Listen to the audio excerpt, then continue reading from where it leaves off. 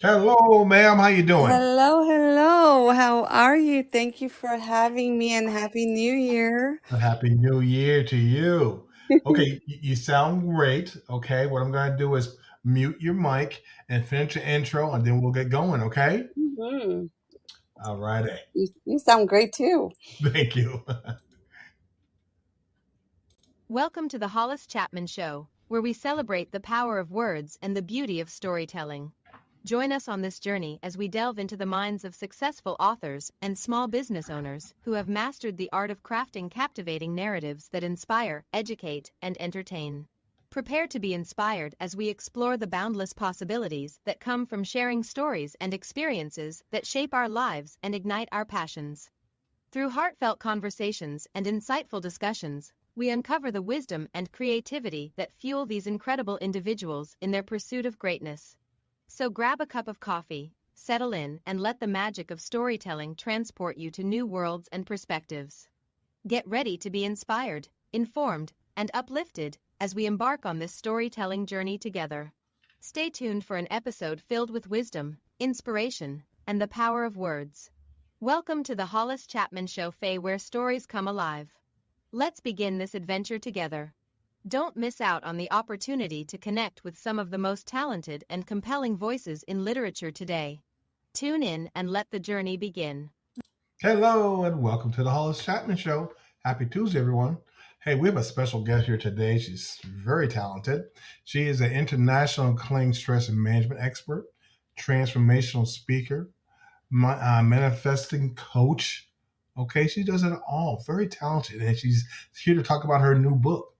All right, so we'll let her talk about that and get us all motivated for the rest of the year. January 20th already. It flies by. We're having fun, and it flies by. We have great guests like we do today.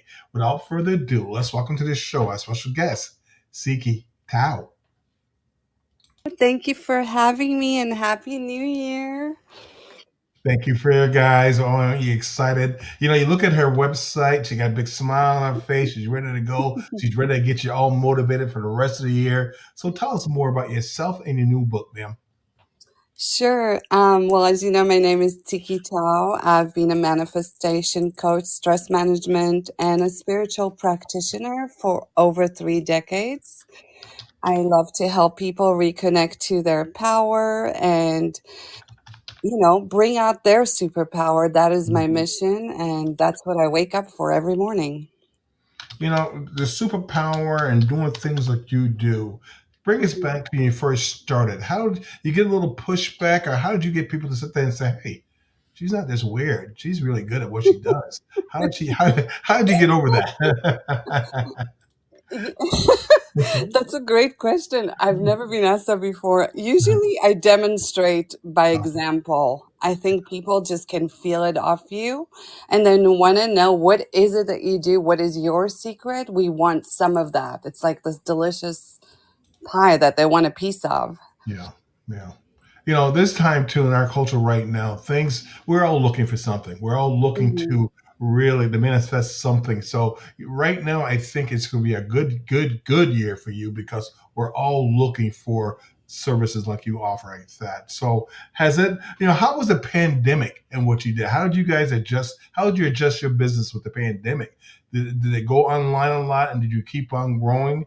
Talk about that. I love what you're asking because the pandemic has been the miracle in my life. I know Mm, not so for so many, but for me personally, that was the light bulb, the switch on, that my aha moment because all the doors closed yeah. and one opened. That was my opportunity to be there for people. I offered my services for a whole year for no charge. Wow. I showed up live on Facebook, on social media, and used calming and stress relief techniques at the same time every day to let people know that they weren't alone. And things just moved from there. It actually saved me from in person sessions and being drained in my office all day. And it was just magical because I was able to tap into the entire world in one breath. Oh, that's wonderful. Okay, to your book now, you say why most manifestation tools don't work and how to fix them. So, kind of go back and put your business hat on now and say, some of the stuff they tell us and do really don't work. Mm-hmm. Explain that to us and tell us how we can fix that to make it work for us. Well, first of all, manifestation is not something you have to learn outside of yourself. It's already within you. It's not some woo woo technique that's out there in the clouds. It's not, oh, I want this. I'm going to wake up in the morning and it's just going to happen. You don't just, leave a voicemail and wait for someone to get back to you. You have to show up for it every single day because you already are all that. I have clients say, how come people that are not kind and they're not empathetic, they are manifesting everything that they want? And I tell them, because it has nothing to do with that. It has nothing to do with how good you are. It has to do with your intentions. If Mm. you want it, you have to believe that you already have it and you have to show up for it every single day of your existing life until you see results without giving up. Well, giving up. That's a big part. Mhm. Is there a certain limit you give yourself when you do things for a long time and you feel good about what you're doing, but maybe Mhm. you're not making the money you want to make into it. Maybe you're not doing enough.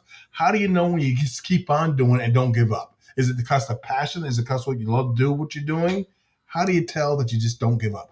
You have to make a decision. It's a choice. You want it or not. You can't make excuses. It's just like when you wake up, what do you like to have in the morning? Coffee, tea? You make that choice, right? And it's a routine. And so it has to be a part of your life, a part of your routine, and letting go of the outcome. So there's no deadline on it. You don't set a deadline. That is the difference between long term goals and manifestations. You first have to make a choice, say yes to it. And that's how you develop a new belief system and you show up for it at least 3 minutes a day. That's all it requires. Hmm, very Hmm. good. Very good. The science behind energy and mindset. Okay, so kind of explain that to us because a lot of stuff you're talking about, a lot of us newbies like me, we get easily confused. So science behind energy and mindset, and my mindset is a big part of what I do. I love doing Hmm. this. I love meeting people like yourself. So my mindset's in a good place. But maybe some people listening today, they're really on the fence about their mindset. So kind of help us with that. Well, I believe that we've all been corrupted a little bit by our Mm, upbringing, one way or another, because our brain does not, especially our subconscious mind, this is what it's all about. It records everything. This is how a baby learns a new language. yeah. So we have to remember and relearn our language, and it's nothing to do with the heart. It's actually to do with modern science, neuroscience, and commands directly to the subconscious mind. That's how the brain starts recording these new commands, and then you start working with the energy. So it has to be a combination of subconscious reprogram, actually, and this is what I help my clients do, is to delete the old programs and install new ones and let you remember what you already are that you forgot long time ago. Is it, do we blame our upbringing? Do we blame, maybe we weren't born into a rich family, maybe we were born into a poor family. When do we stop doing that? When do we stop blaming others for our shortcomings and stuff like that? Because that's a big part of it. That's a big part of that mindset switch. I wasn't Hmm. born to a lot of money. I wasn't born here. I wasn't this and that. When you sit Hmm. there and start talking to Hollis, you say, Hollis, yeah, you say, Hollis, okay, this kind of, you're the oldest of four. You Hmm. grew up in a very small apartment, but let's leave Hmm. that behind. Let's start focusing. Because again, if you ask my friends I grew up with, they never imagined that Hollis is doing a podcast talking to a wonderful person like yourself. Yeah. So things do change. We can't blame all the time for what happened in our past, right? Absolutely. And I'm speaking your story too. I was also raised very simply there were times my mom had to bake bread because we didn't have money to get bread. Yeah. It's really not about that because our parents or our caregivers, they've done the best that they could with the tools that they had. And I believe that as soon as you become an adult, you have to take responsibility and not blame. And I tell my clients, they might not like it.